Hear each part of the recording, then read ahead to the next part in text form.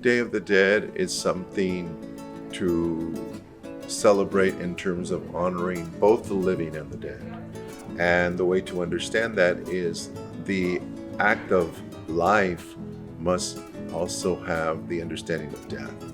And it's integrated, it's not separated, it's one and the same, but it's to honor and recognize and to give thanks, for those who have been with us, who are now gone, but that they still live with us and their spirit is still with us.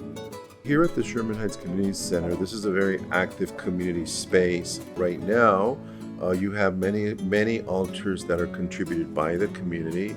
We have a community altar here, and it's just a way to bring people together and to celebrate this, where it's not just in your home or in a church, but it's in a very public space.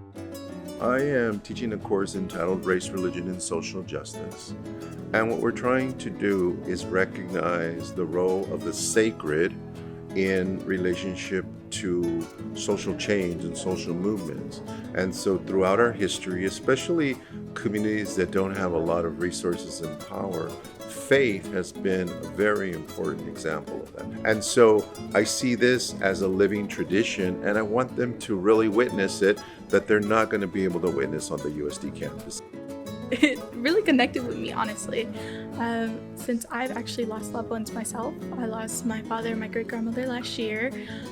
For me, being 17, it's very hard for me to grieve through it, but to actually see how this community is remembering their loved ones or their past ones, it really does warm my heart, because it just makes me realize, like, I don't have to mourn in this dark, morbid way. I can honestly mourn in a much more happier way, to honor that, yes, they've passed, but at the same time, it doesn't mean that they're gone for me.